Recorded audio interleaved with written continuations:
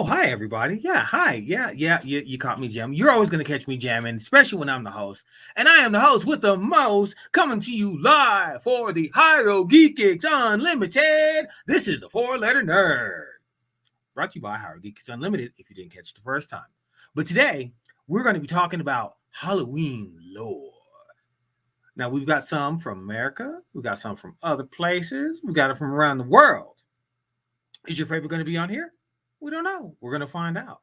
But let me introduce to you, as always, my wonderful co-hosts. We're going to start with this nice young lady here. You know, the one that keeps us sane and keeps us calm and mostly on the right track is Lady Sidanai. Hi. And of course, oh, you know, I'm bringing. Oh, you lucky, I was gonna catch you. And there is, of course, Dr. Ussie Myers, Mr. Mayhem, who lives up to his name at this point in time. I just want to let you know, my Wash Coochie Crack has been brought to you by Hierarchy Geeks Unlimited. A show brought to you by Hierarchy Geeks Unlimited. We will not be taking questions at this time. No questions. He froze. Thank you. Yeah. So yeah, we're having a discussion before the show, and somebody decided to roll that over on into the show today. One of these days we might post our I can't even say the words. One day we may do a compilation of our intros and outros, like before and after the fact, and you can see how we got to where we got. The lore would be amazing. Maybe someday. Without y'all knowing and it just being there, but I sincerely don't think it would matter if we knew you were recording. I do not think the conversation would have changed at all. You have a point there. Yes, we love you too, sir. So, as I stated, nice ears, by the way, sir. Yes. As I stated, our show is Halloween lore, and we've actually got it from around the world today. And what's funny is that technically, Mayhem and I were going to be talking about the same things today. Boom. But I knew to wait because I knew one of our picks was going to be the exact same because I know how we both feel about that. You know what we should do? Topic. One random month, we should come in dressed as Reggie. We should just, whatever he wears, I would love to come in here and be like, Hierarchy Geeks Unlimited with my Wu-Tang hat. I mean, if you can find it, rock it. I'm just saying, Wu-Tang is for the children. The future as well. Wu-Tang! Wu-Tang! Did you know there are Wu-Tang Crocs? Don't do this to me. There you go. Do this to me. Don't do this to me because I will. I'm sorry. Oh, are they on Amazon or just Don't ask. Don't ask. I don't know if they'll be on Amazon. I don't think Crocs sell them anymore, but you can probably find them on eBay or something. It's yellow and black wool letters. Oh, see what I said? There's black ones too. Oh, I'm getting the black ones. I want the Adidas Crocs. I don't know why. I'm sorry. Did you just say Adidas? No, stop. Right. No, yeah, Adidas Crocs. You're letting him. They're in that old shellback style with the stripes on the side. Yeah, and they have them in an army green, a black, a white. I think they have yellow and red too. Sir, you be quiet and let her tell us all the goodies. Go on. Look at you. You're letting Mayhem influence you. We're already off track. It's not even 6 minutes now. It's 4 minutes now. And here we are off track talking about shoes. And listen, this is one of those in your brain kind of things. So yes. You brought up Wu-Tang and now we're talking about Crocs. And my mind made that connection and I share that connection with you. This is why we're friends. The more you know. Wu-Tang. Woo. Remember how you said I was the one that keeps you sane and reins us in? Remember how you just said that? Yeah. You said that? Yeah, she's definitely reining us in for the sales. There we go. Forget the original banner. This is the new banner now. I'll send you the link for the Adidas ones later. Sidetracked. When did you have to? All right. Anyway. So what were we talking about? Yeah, go ahead. Let's see you host this time. Let's see you host. What is today's subject? La Jona. What? La Lorna? We are talking about horror that's got a history based on folklore or has a history based on folklore. Yes.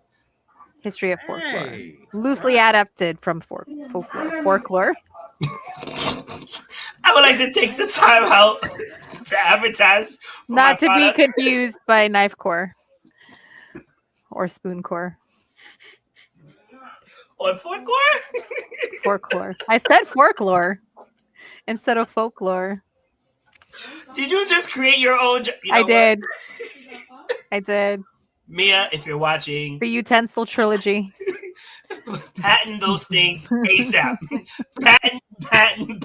If you start writing down every time I say something wrong, that T-shirt is going to be 10 feet long of just text. Back and front. We're worth it. We could probably do one of those a day at a time calendars with something that I've fucked up very easily. Oh man, what are you gonna do for me then? Just one random moments? I mean, might as well. I think for you, it's like an expression a day. Oh, right. I think so. You win. You are very expressive. So I definitely think that we have 365 looks from you. No raggarts. And Reggie, it's going to be 365 days of him going like this. Right? Or unlimited. You gotta do the dance. It's a scene of City of the Lost Treasure of, what was it called? Lost City of Gold. Lost City of Gold. Wow. It's going to be, each page is going to be like the next scene from an episode or the opening. I don't know how long if they do it like second by second. So while we're on this ADHD train, I would love speed ahead. Hey, we sidetracking? Let's go all in. Accelerate. I would love. You can't even focus it. You have no focus. I'm sorry. I would love one of my DJ friends to take the theme song of City of Gold and camp. What did you say? What did Mia say? Cucamonga. We're not talking about She called it Camp Chudanaga or Chudanaga. Or whatever. I can't even say the word. She called it Camp something. Please make a mashup of that. And we need that.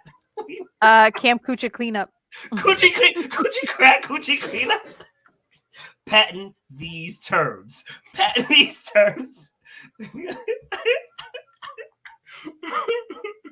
Coochie crack. All right, so we're 8 minutes in. Who's going first? What are we talking about? Who's gonna go first? Yeah, we even have a show. This is a very serious subject we're discussing today. I'm gonna need all of us to rein it in. Oh, okay. Thank you. All of us. All of us. Yeah. I have to. Yep. I will be accepted into that. All right, fine. But since he's causing such a ruckus, Mayhem's going first. Coochie crack for the win. All right. I don't know which order they're in. The order you sent them to me in. All right. So Krampus. I almost picked this too, but I was like, nah, too obvious. Damn, apparently we're obvious. Well, it's so good and it's so known. Yes. But I to me, it felt like that would be an immediate pick because it was one of the first things I thought of. But I was like, you know what? I want to go a little bit more obscure with at least one of them. But anyway, Dr. Ussi Myers, please continue. Please do. So yes, this is the one that I was also going to pick that I didn't expect anyone else to even think about or pick. I need another name for my corporation besides Coochie Crack. Dr. Ussi Myers would like to remind you guys that he did not know about Krampus fully up until the American Dad episode, okay? And I enjoyed it so much that when it came out in 2015, I think now it's on Peacock, but I think it came out on Hulu. Could be something like that. It was amazing. Yeah, it was amazing. And then come to find out, the version that they offered wasn't the full version that the director wanted. What is Krampus? I'm so glad you asked. Think Santa Claus, but crazy, maniacal, and it's petty. It's technically the real version of Jesus. You know what I'm saying? Like, well, not Jesus, God. Like, he's just petty. It's just like, where do you Old Testament God, yeah. Oh, Old Testament Lord. Hold on. I got to do it. Actually, sir. In the original Germanic text, it is a creature that went around with Saint Nicholas for the bad children. When they were bad, it did the thing that it's going to do that you're going to explain. And that's an amazing thing because in this movie, we never saw Santa Claus. Like not for nothing, every time Krampus has been brought to the big screen or little screen, whatever, I've never seen Santa present. Maybe mentioned, but never present. So he doesn't want none of that smoke. Amazing. It's not smoke. That's the Krampus is his partner in crime. So they changed it when it came to America that he just gave lumps of coal. Back in Europe, nah, he rolled with the Krampus, and if you were good, you got a present. You're back, guess what? You got kidnapped. Right? Like legit for being bad, right? Not like you hurt somebody or whatever, just for being bad. You got kidnapped. You got put into the sack, which would you come from the sack and you go back in the sack. How ironic. Anyway, you got thrown in the sack. It was locked up. And then they made you do whatever until they felt otherwise. Like, why are we celebrating Santa Claus again? Because he's okay with this? And this he's okay with that. He supports it. And this movie supports it. In this movie, he's kind of made to look like Santa Claus from the side, not even fully. I don't even know what from a weird angle, and then you realize the horror. This movie had a really great ending. Oh, he keeps freezing. And I wanted to see more of it, but I think Krampus, number 3 on my list. Oh, I'm still talking on mine. There you go. I hear myself. Hey, all right. So Krampus, I think, was a shoe-in. Shout out to Optimum, giving great service, doing great. Do you guys want to talk about this before I go forward? No. I think you did a great job. Yeah, this is Krampus.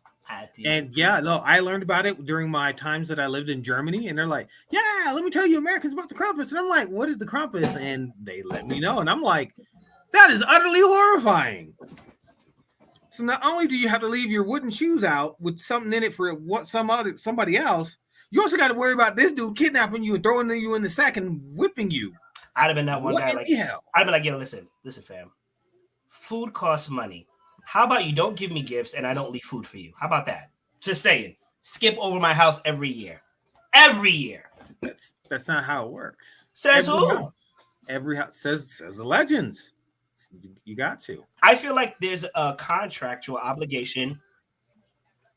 I feel like there's a contractual obligation that if you leave food out, then they get to judge you. You know what I'm saying? And that makes sense. I invite you to my house. Technically, I don't want you to judge me, but then I kind of need you to judge me because I need to be better. This is a bull. You know what? I'm going to go to my next one. I'm having a great time. I'm glad you're having a great time. Bruh. So the ritual. Bruh, this movie. Bruh. Well, as my excited fan Reggie said. Okay, but you know what? It's well deserved. Looking at it now, it's got 74%, 3 out of 5, 6.3 out of 10. That's bullshit. This movie, and I generally don't curse, but that's fucking bullshit. This movie was fucking amazing. All right, I can't say no more. It was amazing. It's pretty much 4 friends. There were 5, and you find out why 4 is there in the movie. Spoiler alert: he died. They go, the usual boys trip in honor of him. One of their friends, and am I back? Is my shirt still on? Yeah, you're on. Still on. Okay, there you go. So then, what ended up happening was they go through the forest because one of their friends hurts their ankles to find out there's a cult that spawned a god that feasts on your admiration. What they go through was amazing. Can we get the next slide? Actually, let's get the other one after this. There's one more. When I first saw this shit, I was like, yo. Let's say the movie's like 2 hours long. I don't remember. Yep.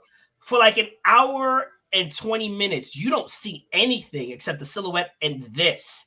And then this comes up, and you're like, what the fuck is this? Go back to the previous one. And then the first time it shows it walk by, you're just like, why is that moose there? Yo, they showed it as I'm not even going to ruin it, but when that tall scene happened in the forest, amazing. They showed it like this, and when they explained why. Oh, and he's gone. It's there, why people were there. It was just amazing. And I don't know what's going on with my internet. My internet. Your internet is not like it. You called them out, and now they're throttling you. I like to do the throttling. Anyway, with my sack in the coochie crack. You're all about the coochie crack now, aren't you? Oh gosh. I want to say that I regret telling this story, but I really don't. You don't. I don't. You don't. This is delightful. Go on, please, with your coochie crack. Go ahead. Coochie crack reviews. What's so great about this movie is that it shows gods in a different light, in a more horror-filled, scary light. This is an actual story that I feel like could happen. Like you could be literally going through. I don't know where they actually. Scandinavia, right? In Scandinavia, you could actually be walking through the forest, and then all of a sudden, you happen upon a cult that worships and spawns a malicious god that wants to feed on your attention, to say the least. And it's just like either you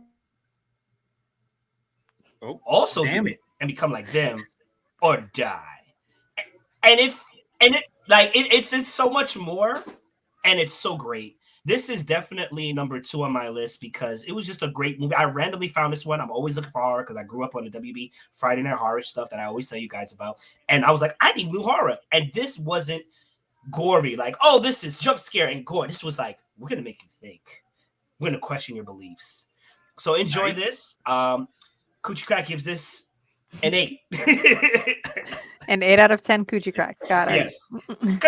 And I'd have to watch it again, but I wouldn't doubt if somebody gave it a 10 out of 10, I would agree with damn near it. You know, like it's almost, if not close perfect score. Guys, if you've seen this, let me know what you guys think.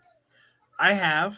I don't know why I think the wife wanted to watch it, and we were just watching, and I was like, oh, this isn't. I'm like, what the hell kind of horror? I'm like, this dude's in the woods. What's going on? Mm-hmm. All right, dude's hurt. But then as soon as I saw the crazy people in the woods, I'm like, oh, that's where we're going with this. And I thought I knew where it was going. And that ain't where it went. It went here. It went to this picture. It went to this. I'm like, the fuck is this? Like, cool. Don't go to Scandinavia in the woods by myself without a local guide. Got it. Not even. Just don't go there at all. Did you watch Midsummer? Wait, no, that's not the same place, was it? Where was Midsummer? Midsummer is technically the same place. So it is technically the same place. Yes. Just stay the hell away from there, then, guys. So, but in Scandinavia, it's so pretty. No, yeah. It's prettier from the pictures. Just leave it at that. So, I don't want to talk. I didn't choose Midsummer, but like that was an amazing movie. Let's move on, shall we? We shall. And hey, there it is. You knew. I've been talking about this movie. I did know this one was going to crop up. I'm going to say this again. Back when I was 10, we had VHS tapes. Scary. It is scary to freeze up like that. You're right. You had to be kind and rewind, okay? Am I back? You're back. You are. Am I back? You are. Why does my internet service keep kicking me out? I don't understand. So anyway, VHS tapes. Listen, I've seen the first 2, and then my dad made me go and watch the 3. I don't care if he sees this. You definitely coerced me into doing it. I blame you for all my night terrors. And then they came out with Candyman again. What was it, like 2 years ago? Yeah. And I went and I saw it. It was amazing. For those that don't know, I forgot the actual guy's name. He was a slave. He was out here. What you know about this movie, baby? Over here talking about, yeah. All right. I'll have a conversation with her when my internet goes back. Slave had relations with the owner's daughter. The owner and other white supremacists found out. They didn't like it. They chased him down. I think they shot him. Also want to be clear from the original, the first Candyman, that this was a consensual sexual relationship. They were in love. Yeah, I think I just want to make that clear. Go on, please. That's fair. Chased him down. I think they shot him, burned him, and cut off his hand. Hence why the hook. Mm-hmm. Then they stuck a crowbar in there because, why not?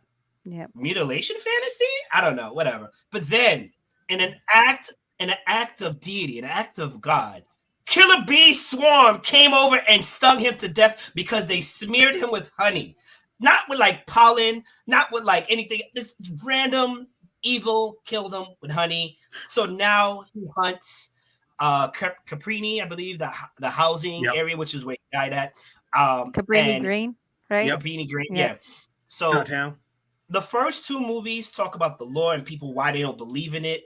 The third movie deals with the descendant of the woman he was in love with, kind of putting him away.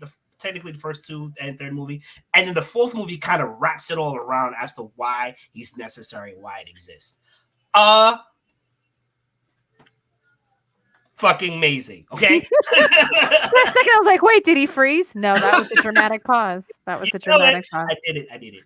It's amazing. The folklore on this was amazing.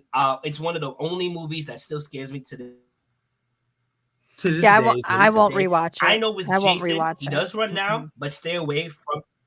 Yeah, so stay away from Crystal Lake. You know what I'm saying? Right. Mike Myers, stay away from that whole white neighborhood. Just don't even bother. Freddy Krueger in my dreams, we're out. We don't believe in him. We leave the neighborhood. Candyman, you have to say his name 5 times in the mirror and turn it off. I'm a grown adult. I'm not doing that. Man, I'm not doing that. Because fuck around, the more you fuck around, the more you find out. Ladies and gentlemen, this is my list. See you next week. Very excellent. Well done. I give you extra props for having Krampus on there because literally, I'm like, most people I talk to don't know about that. Is his name Krampus? Well, he's pronouncing it how the Germans pronounce it. This is the Krampus. Yes, maybe so, but then crumping is a thing in LA. Crumping is a thing, not cramping. Oh, here we go. I don't know. I don't understand your lingo, sir. You're butchering. Ich weiß du verstehst mich nicht, aber das ist nicht meine Schuld. Did you just call me black? Nice. But no, I didn't. But those that understand, they understand. But anyway, yes, those were some good picks. But yeah, we were both going to pick Krampus and Candyman. I knew Candyman was going to be up there, so I was like, let me wait and see, because I know if one of us picks it, both of us are probably going to pick it. So I just went and did the opposite. I just went and like, let me just branch out and go everywhere. And so, I was like, cool. Are you going next? Is that what you're saying? He's going next. I can go next. I don't mind going next. Yeah. Go on. Let's see it. Show us the lips. You sure you're ready for this? We're ready. Sure? All right. We're ready. Our coochie cracks are ready. My first one.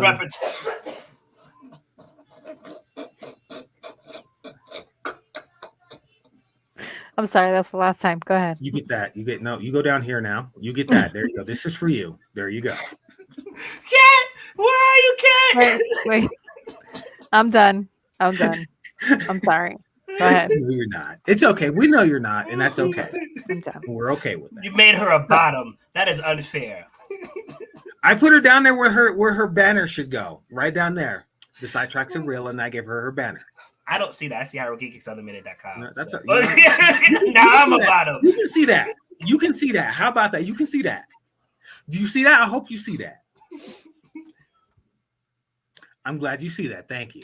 Okay. Anyway, I feel like I'm in trouble. It's okay. I'm put both of y'all in timeout. It's all right. It's okay. I still love both of you. Deservedly so. Deservedly so. Go ahead. I've been talking and my microphone hasn't really been on. This little thing, you hear it, right? And then you've been talking the whole time. You can hear me, right? Yeah. Coochie cracks, I tell you. Oh my god, magical, sir. So, Candy Main, you were gonna tell us your pick. Yeah. So my first one comes straight out of Japan, and this is referred to as a yokai. And I've gone with. I'm going to butcher this. It is the Gasha Dokuro. Gasha Dokuro. It is giant skeletons that live in the rural areas of Japan that catch you when you're out late at night not paying attention. I have a question. You have an answer. Okay.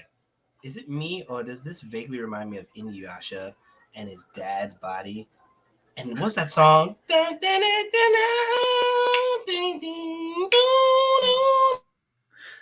Are you trying to get a suit?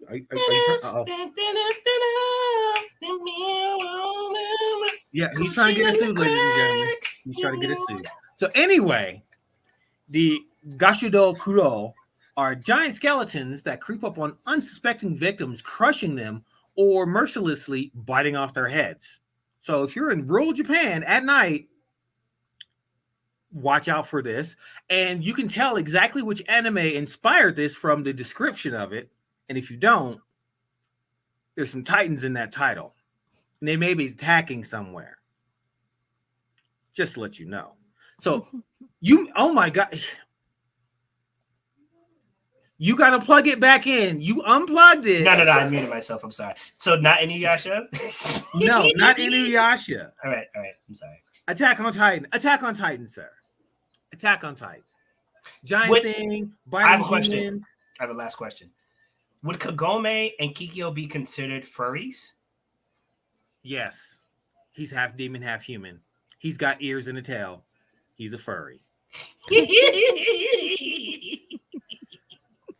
Oh, My goodness. anyway. So typically they rise up from people that do not get their proper burial rites. Yeah, yes, mute yourself. But it's okay. I know you'll come back at the wrong time. But yeah, they were left to either die without a proper burial, or there are people that died from famine that didn't get proper burial. So basically, if you died and just laid on the ground and you had enough resentment in you, you could possibly and technically come back as a giant skeleton to eat all the humans around you because you're pissed at humans for letting what happened to you happen to you.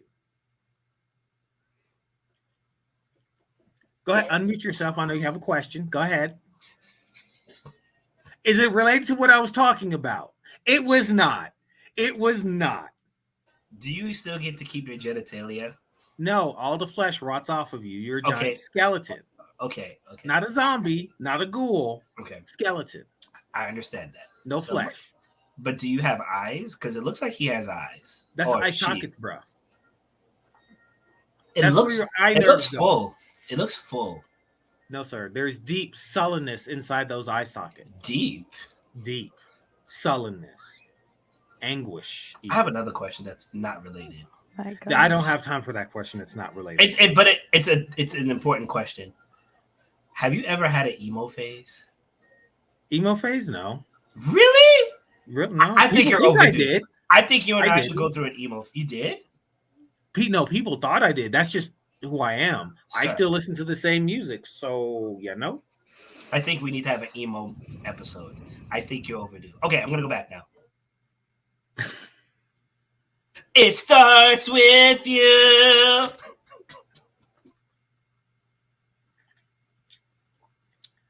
Okay. All right. So typically, these are mostly formed from when multiple people fall victim to the aforementioned items with their anguish and deep sullenness and sorrow, and they fuse together to become this, and they just gonna want to get revenge on everything. So this is a combination of several people. This isn't just like one huge skeleton per person. No, this is a fusion of multiple people who are left unburied. Do they retain any of their consciousness? Like if they saw, like, say, if the victim, let's say, was like a family member or a friend or a love interest or something, would part of them, like, is there ever any conflict there where they're like, oh, that's my kid or that's my mom or that's like whoever? Anime that I've watched, sometimes yes, sometimes no. Okay. It depends on how strong their will is versus the will of everyone else. Okay, so they're fighting for control kind of a thing? Not really, because in the moment they're just going along with it because they're like, yeah, just eat all the humans, eat all the humans. So they're just pure rage and it's just instinct at that point. Yes. Okay.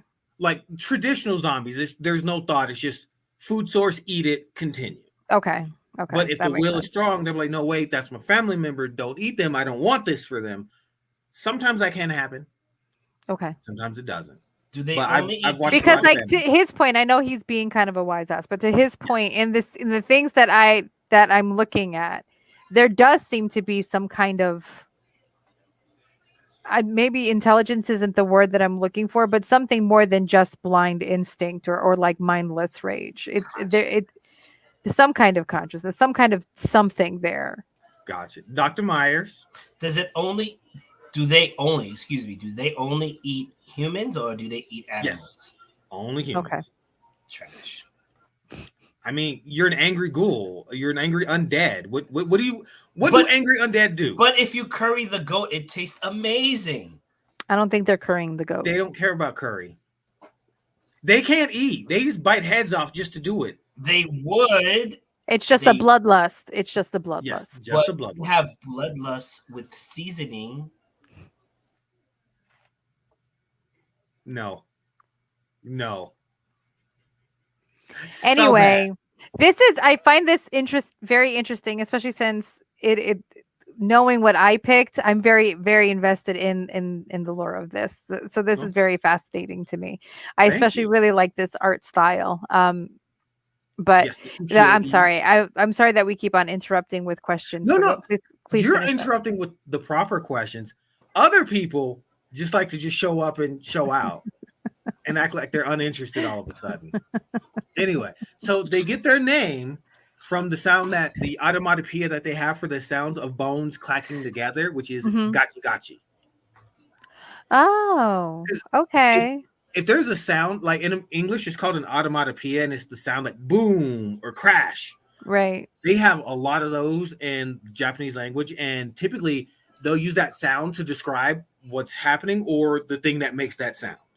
I don't remember if it's Japanese or maybe Egyptian. That's how like the cats got their name in that language, and I'm gonna butcher it, so I'm not even gonna say it. But it was like meow meow, like meow meow, or which was the sound that the cat made, and that's what they called it.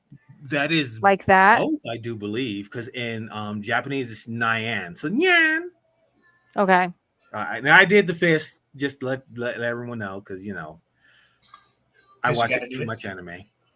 Okay. I do that. But so that is my first one. So was this film like, is what we're looking at right now looks like it's something from a book? Yes, this is. So this is a reference. So was this a live action film or an animated film, or what kind of media were you watching this? Anime than film, because with this one I chose to go with a little bit different, and I wasn't able to find a film about it. I'm sure there might be one, but it's more so in anime. I watch a lot of anime that have to do with the yokai and the spirits that happen to come out around Halloween. So this was one of the ones that stood out. I'm like, yeah, let me get the giant bone man that eats people's heads. That sounds good. Yeah, that sounds pretty frightening. So good pick. Thank you. And my next one is a little bit more well-known. She's from across the pond because it is, of course, the antithesis to Mr. Candyman. It is Miss Bloody Mary. Oh, my goodness. So, it's the same like the drink as Candyman. Go into the dark bathroom and say her name 3 times. Tell her you got her baby, and we'll see what happens. Wait, she gets 3 times? Yes, she is 3 times. Trash. It's 3, and then to really get her to come through, you say, "I've stolen your baby," and that's because she's got issues with that. Because technically, she is based on Mary of Mary, the Tudor daughter of King Henry VIII. And she was around when he was lopping heads off of wives because he got nothing but daughters. Mm-hmm. So she got to live and see that violence firsthand. And there are rumors that when she passed, she was seen to be pregnant in the castle. But then when they actually got her body after she died, there was no pregnancy and no baby. So they believe she had a miscarriage. So that's why the last line of Bloody Mary, "I have your baby," is what really draws her out, is because, she lost that baby.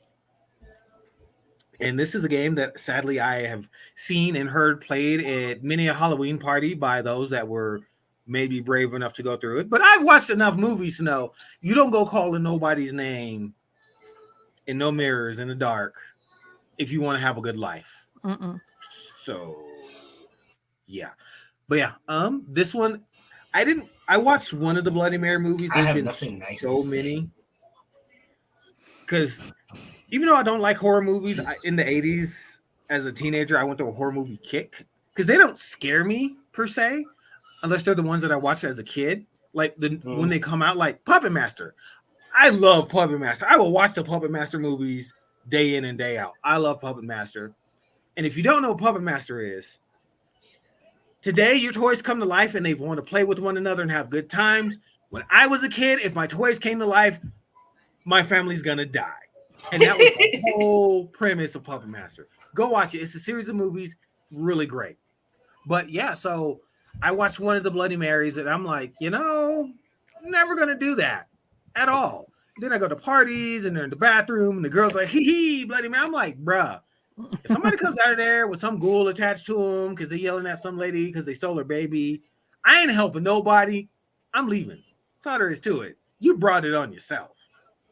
So that's why I chose Bloody Mary, because I've actually, heard tell of this, and I've actually seen people participating. So as you can see in the picture, it's like, hey, look, there's a dead version of you in this mirror. Why is that there? Because you called on this crazy lady and you told her you took her baby, and well, she's gonna make you pay. And I am not clicking on that at all, YouTube. Dear Lord, no. I swear. And block. I'm like, we got a comment. That's not gonna go on the screen at all. At all. Thank you for the comment, but no, we're not clicking on that link. And so, yeah, no, it kind of sort of creeps me out, but it doesn't. But once again, you will not catch me too soon going in the bathroom and uttering this woman's name and saying that I got her baby. Just yeah. I'm good with that as well. What if you say her name and you said, I'm the baby's daddy? I'm sorry. All right, let's go to the next one. All right. Okay. So my next one brings us right back to America. Okay. And if you saw it, you may have an idea of what it is. This is something that I grew up hearing about, but not knowing exactly what it was. And this is one thing, this is why it's at the top of the list, that I'm not going to play with regardless of whatever it is. And that is the skinwalkers from Native American lore. No, I don't whistle outside at night. I don't go into any open place. And if somebody calls my name and I don't know who it is, I'm not answering. I'm not looking back. I'm not talking to them. I am leaving the area ASAP. No talking. Nothing. I'm going to leave. Can you please explain care what it is, what the skinwalkers are? Because I'm confusion.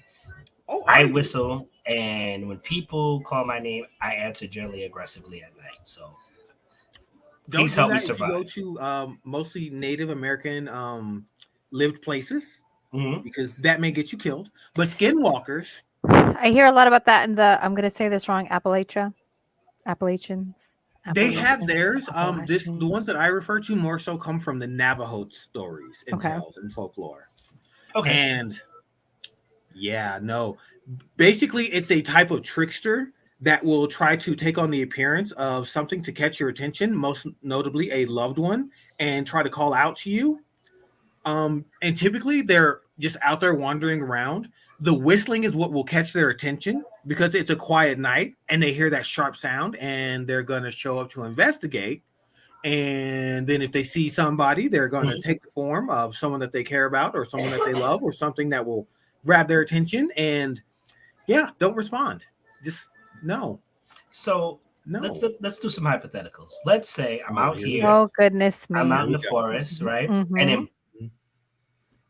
go ahead. Boom. Coke machine appears, right? If the Coke machine is in front of me, do I just run? Do I stand still? Do I not engage? Like, how is there a way to beat it?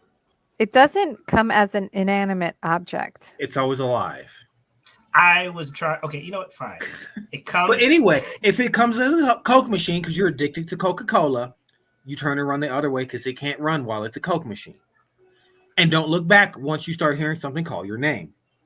If it calls my name, then it grabs me immediately? No. If it calls your name and you respond, then you're going to turn your head to look at it, and it's going to be right there. It's one of those things in horror movies, if you're not looking at it, it's far away, but as soon as you turn to look at it, it's there. Okay. Just saying. Okay. Just saying.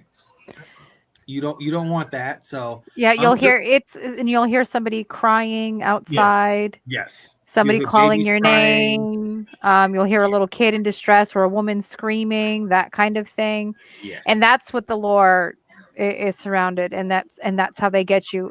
If you go down any kind of social media, or YouTube, Instagram, TikTok, whatever, and put in skinwalkers, you will have nothing but chills all over your body for hours.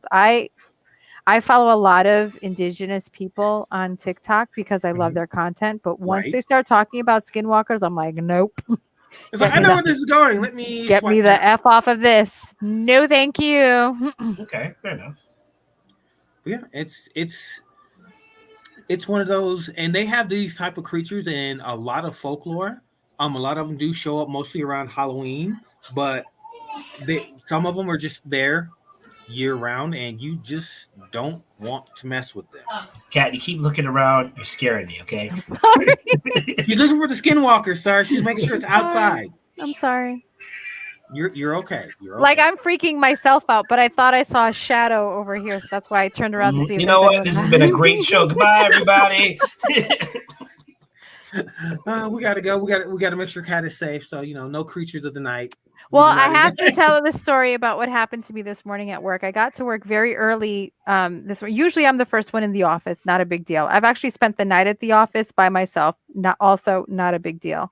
This morning I got to work early because we're decorating our cubicles for Halloween, and I wanted to get it done, before my shift started. And I heard like one of the managers keeps a radio on like 24/7. So I heard that playing. Not a big deal. But then I heard like another layer of talking over the radio, but further away.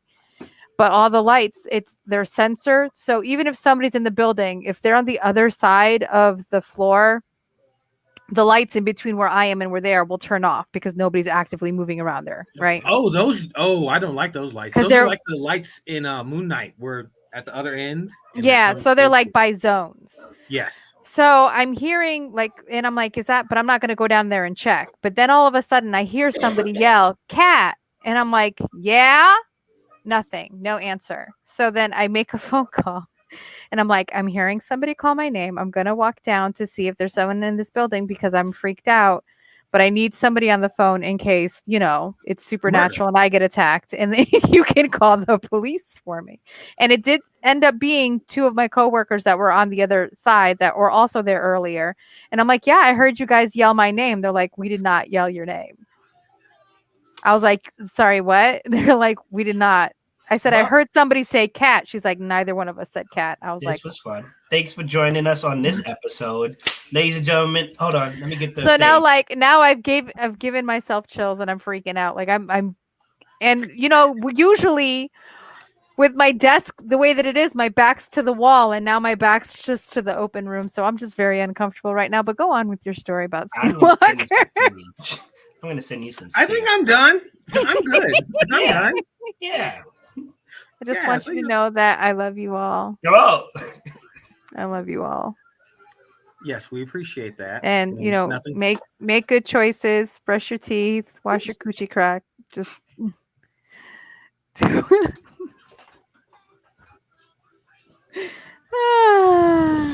crack. So on that note, Matthew, are you ready for your picks? No. No, I don't blame you. I don't blame you. That's okay. Anyway, so let's go. Let's go on then. Let us go. Whew. You see, I was fine until the Skinwalkers talk.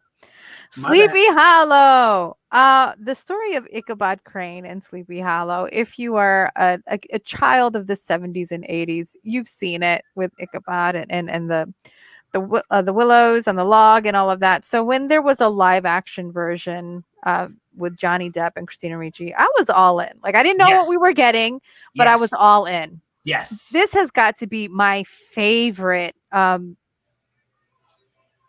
don't want to say I would even say my favorite horror adaptation because I'm not a big horror fan, as you all know. But this had the gore and it had the jump scares and it dug deep into the lore while also changing it and making it like related to science, but also keeping that supernatural. Like, some things were explained and some weren't. You had a scientific explanation as to what happened. You had like detective work there, the fleshing out of these characters and these stories of Brom Bones and Katrina Von Tassel and Ichabod Crane. And it was just so beautifully done. Not to mention Christopher Walken as the what was the thing that they called him? The Headless Horseman. Yeah, but no, they called the Hessian. The Hessian. Okay. Fantastic film. When they go into the forest to go speak to the sister, with the clamps on the thing, and then her head comes down and it comes up, and I jumped. Yeah.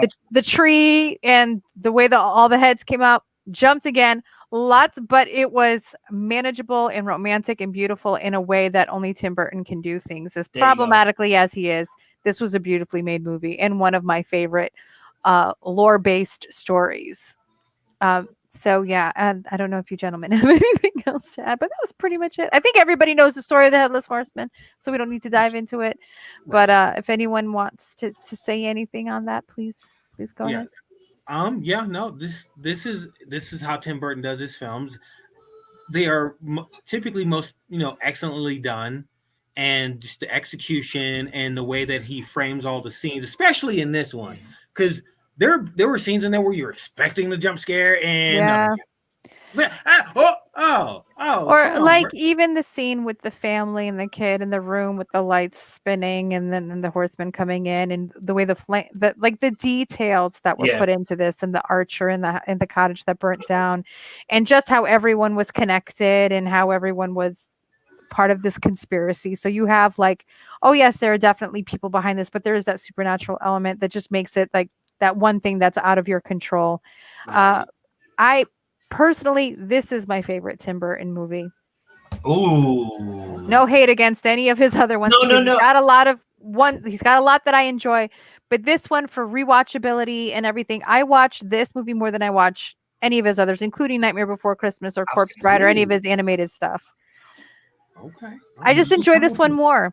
And I, like, as you know, I'm not a horror person, but I just, even the way that he kind of put that gray on everything. So everything is so devoid and stark of color. Just everything was just a conscious choice. And not to say that he doesn't do that in his other films, but it just worked really well here. Listen, I think that's a very bold statement. I know. I respect you for it 100%, because you know that the Nightmare Before Christmas is a thing, right? Like, well, I know you know. I have so much Nightmare Before Christmas stuff. Like, I'm not even, like, I have clothing, I have plushies, I had all of the Halloween figures and Jack as Santa, the Disney little fidgets things. I have a whole bunch of the pops and stuff. So yes, I do have a lot of that, because I've been a fan since it came out. I think in 1998 it was. But as my life changes and grows and things, I don't watch that as much, but I will still put this on whenever I get in the mood for a Tim Burton film. This is usually the one that I pick, and not necessarily Nightmare Before Christmas or Corpse Bride or Beetlejuice or Edward Scissorhands or any of the number of fantastic films that have come up. But I also just want to make a note. Nightmare Before Christmas has his name on it, but he did not make that film. Right. Fair enough. It's based on his art, but he did not make that film. Fair enough. I blame the Movies That Made Us documentary on Netflix for showing me the truth behind that film.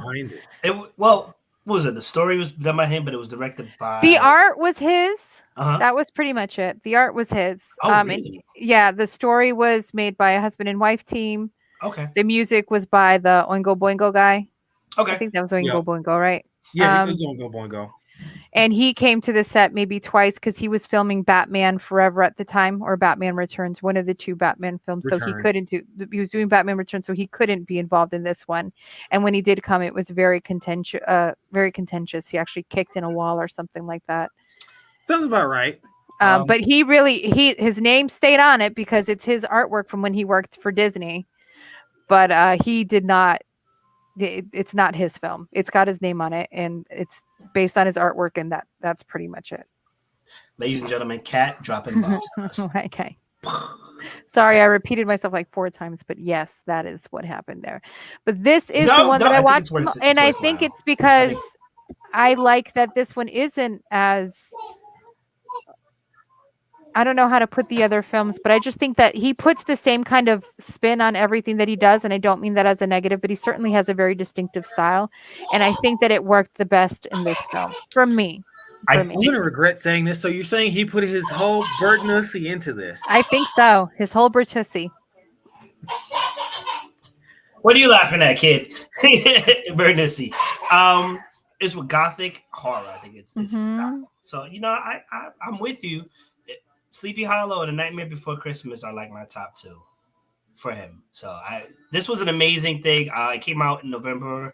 What was it? November 17th, 1999. I remember that because my birthday was 5 days away, and I was like, yo. And I was like, can I go see this? I was not of age, so obviously, no. I did see it. I had to sneak in. 1999, I was 21 years old, so I was definitely of age. I loved it then. I love it now. I could watch it now, and it's aged beautifully. Like nothing in it feels dated or it doesn't need any kind of touching up or anything. It's just fantastic as is. Yes, agreed. And on to the next. I am going to massacre the pronunciation of these things. Kuro neko. Thank you very much. If you want to do all of that for me, I would appreciate it. Thanks. So this is Yabu no Naka no Kuroneko. I know I said that bad. I'm so sorry. A black cat in a bamboo grove, or simply the black cat. Hey Patrick, what's up? It's a 1968 Japanese horror film directed by Shindo. I'm just gonna say his last name out of respect. Shindo Kindeto. And it takes place in feudal Japan, and it's one of those revenge horror films, but it also does, so it has like the vengeful spirits, and it also has like the cat people, which are two folklore like prevalent in Japan. And I have to say, no one does horror quite like the Japanese. Right. Yes. I had a thought of putting some of their stuff on here, like the more live action-y stuff. Yeah. Like I was like The Grudge, The Ring. It was like, let me see what kind of yokai those guys are. And I was like, let me just go with a different yokai because we've heard about all those other yokai. Let me get something different. And this is also one of those things where you hear about the horrors of war in which the enemy is raping and killing as they're in the country, the place where they're invading. But something that also happens that doesn't get touched on as much is that people from the armies of their own people raping and killing and torturing the people of their own country because they're like in such a bloodlust power trip, what have you. And that's basically what happens here. A mother and daughter are raped, tortured, and killed by a bunch of samurai. And they come back as these like vengeful spirits, kind of cat people, to lure samurai to their death. And now, the subplot that's happening here is you find a man that they have sent out to kind of find out what's going on, who was just newly made a samurai, and it turns out he's actually the husband of the daughter that was killed and the son of the woman that was killed. And you have the two of them meeting up. And I'm totally spoiling this film. It's a kabuki style film, which is another layer of it that makes it just pretty freaking dope. And there actually are kabuki actors in the film. Stylistically, it's very beautiful. And I think that with technology, the things that we can do, it actually kind of detracts a little bit from the gravity of the lore itself. Mm-hmm. Because then it's so focused on how scary can I make this look, and not necessarily the emotions and the conflict and the morality that kind of gets discussed in the older films, because they didn't have the technology to do the things that we can do now. And that's why I picked something that's an older film. Okay.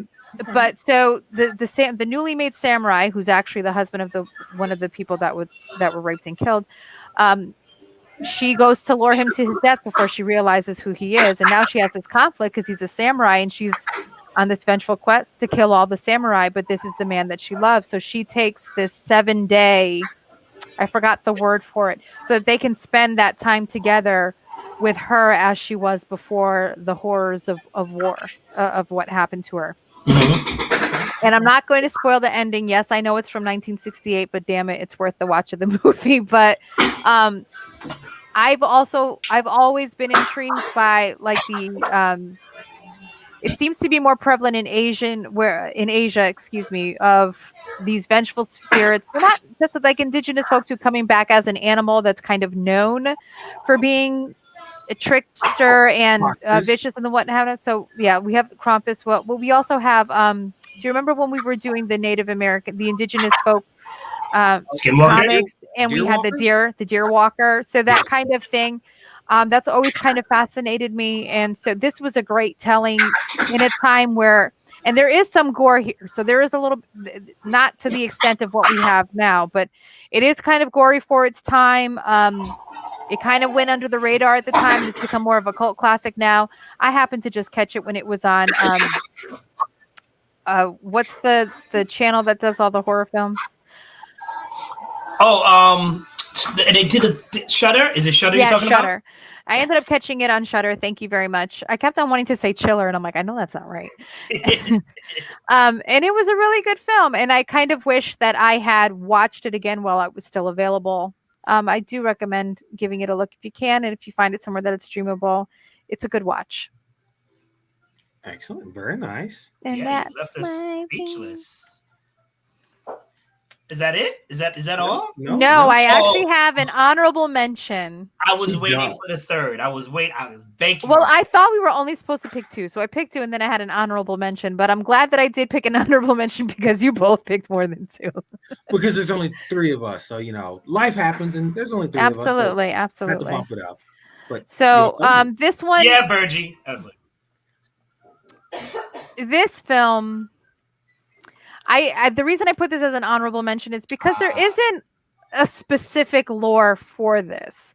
You always have like the scary man in a black hat, kind of like Slender Man kind of thing, but this isn't really truly based on any of this. This actually deals with mental illness and grief and living with the complexities of mental illness and the emotions of losing people. But it was so creepy and unsettling in a way that was also like endearing at the end, where they learned to kind of live with this ghoul in their home. And again, like a broken record, I apologize. I'm not a big horror movie. I don't have the expansive knowledge that you two gentlemen have. But I am scared by probably much tamer things than the two of you. This is something that did frighten me until I got to the end. And now I appreciate it on a different level, where now that I know where it goes, it's more heartbreaking than anything else and just a beautiful piece of cinema. So I really enjoyed this film. If you've seen it, I'd be interested in your takes on it. But that's why I decided to put this in here, because there isn't really a lore, but there is a book. But lore doesn't always have to be something that's old. This is a new lore that's already been made into a film that will grow into other things. I'm for sure that this isn't the last that we're going to see of something like this. But to get this at the time that we did, it was something really new and fresh. And I really liked it. Yeah, I'm in the same boat as you. Like when I was watching it, I was just like, what is this? I'm like the scene where they're at the therapist and you just see them staring at it on the roof, and like it's right there, and the therapist is like, all right about that. And I'm like, how does this person not see them? Is it just one of those things where it just haunts the person that's looking at it? And then once again, you get to the end and you're just like, oh, okay, got you. That's what that is. Okay. Yeah, I got to the end and I was like, wait, that's not, that it, because in a way, the thing that it turns out to be is a monster. It can follow you. It can consume you. Absolutely. It can ruin you. It can destroy you. It can destroy your families. It can take everything from you. It can make you feel like you're drowning and you're in the water so deep that you'd rather swim down than even try to look up. Like you just want to give up at that point. And there's so much horror out there and so little surprises that when you find something that just kind of completely takes you out of yourself, like, oh, like this is not at all where I thought this was going. It stays with you. So yeah, I had to give it up to the Babadook there, but I didn't include any pictures of him because it's still creepy. But but I appreciate the film for what it is. What about you, Dr. Ossie Myers? Have you seen the Babadook? Do you have any? I think I have. I can't remember. I remember that scene that you talk about with the counselor, but I can't remember how it played out. I can't remember if it's the movie where it shrinks itself into like a hole. I have a lot of horror references, so I'm gonna say no for now. But it definitely sounds worthy. I don't. And you're so right. There's no like lore for the Babadook. Like what is even the Badook? Like what is? All right, let me not do that. But like like what is it? So like I'm not trying to compare it to something as deep as Tolkien with the Lord of the Rings, but we are watching real world building right now. Like they've built this, and that's why, like I say, lore doesn't always have to be something that's hundreds of years old or thousands of years old. It could be something that was just created now. Mirrors. So I feel like I would not enjoy that at all, Patrick. So Patrick, it's funny because I brought kind of like this up, not the movie Mirrors, but the movie Devil by Mr. M. Night, and you can kind of guess what happens, but for me, it was what the movie represented. It like made you think psychologically about yourself. And maybe that's what Mirrors was about. I have to check to see what Mirrors was about. But more than likely, self-reflection and how humanity and whatnot gets us going and scared more so than a man in a mask who's after Jamie Lee Curtis. You know what I'm saying? Come on, Michael, kill me already. You still upset about that, huh? I have a Terminator movie to mess up. Yep, he's still upset about that. And that's why he froze. Listen, I'm okay with that. Anyway, I'll be a hater. I'll be a hater. Michael Myers did not deserve those last 4 movies. Okay? I'm just going to say that. Anyway, it's not about me. The Babadook.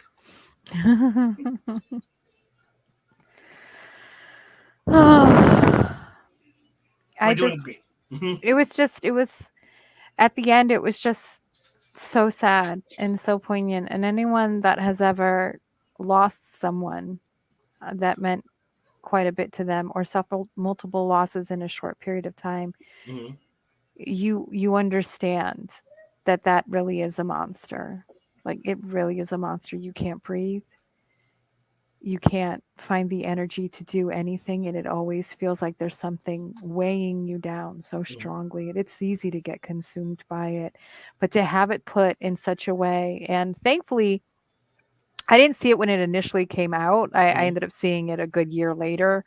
I hadn't gotten spoiled on the ending, so I sincerely thought I was watching just a horror movie. Horror. Yeah, like the Man in the Closet kind of horror film. Right. And it was not at all what I expected it to be. And that is so difficult, just movies in general, to not guess the ending, to not know 20 minutes into a film, oh, this is definitely going to be the bad guy. He's pretending to be the good guy, but he's definitely going to be the bad guy. Like, I know that this is going to be this or that.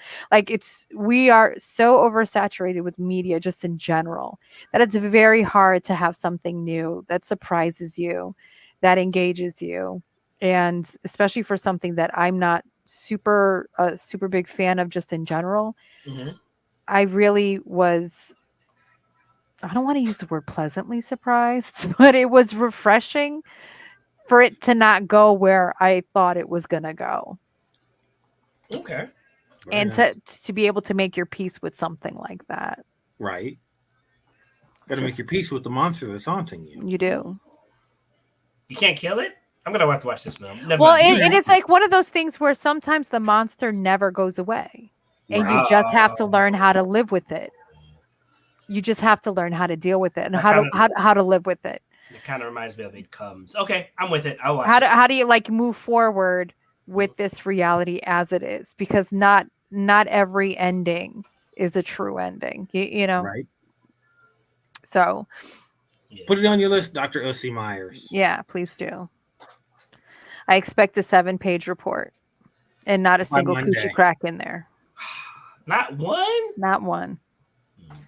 It's all right. I'm going to knock off 20 points for every time I see that word in there. That's fine. I will not include it in the report, but it will be on the cover, as you will need a cover. That's fine. Anyway, you should watermark it on every page. There you go, watermark it. Please see my footnote. Oh my God! Please see my footnote. Anyway, so I think her picks were quite good. And once again, they came out of nowhere, just like mine did. Like, are you talking to an actual person, or should Yes. we be worried? Yeah, Okay. no, keep going. Okay, keep going. okay.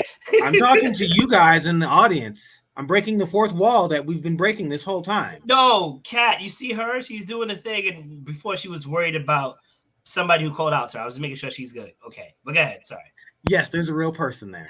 Yes, my daughter was about to walk through, and I was telling her, unless she wants everyone to see what she's wearing right now, she probably does not want to walk across the room. That's a monster right there. So This is a family. we're saying no to trauma today. Right? But I think we all had some really good picks. I'm glad I did wait to do my picks because don't need any repeats. And I'm like, let me go. It made me go somewhere different with what I was going to be doing. So I appreciate that. So yes, I liked all of our picks. We all did well good. Yay. 9 out of 10's all around. 9 out of 10. Any final thoughts, Dr. Usi Myers?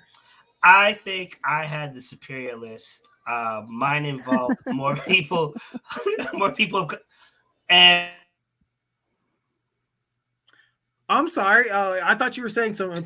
I will not be muted. Okay, as we hit a brick wall. I think this was great. I can't wait till we do an episode with about like horror books or maybe horror gaming that scared us, if possible. You know, this was dope. You guys know some stuff.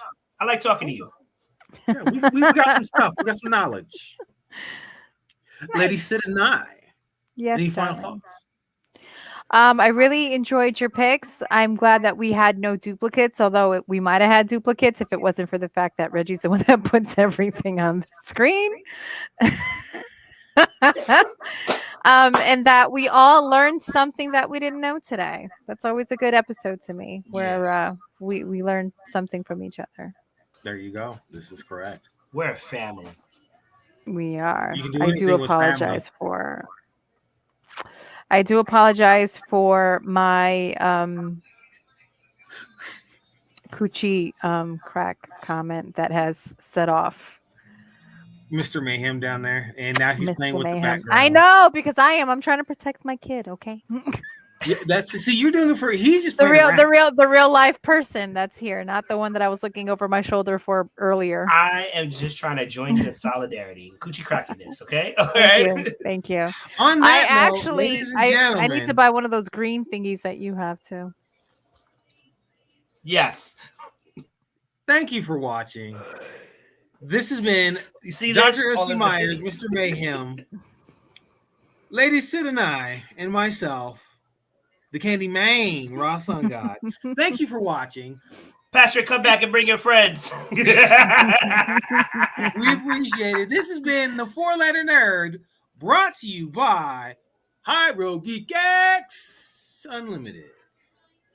Thank you for watching, and we will see you guys next week with a brand new show, brand new topics. We're here every week. Thank you. And we appreciate your support. And another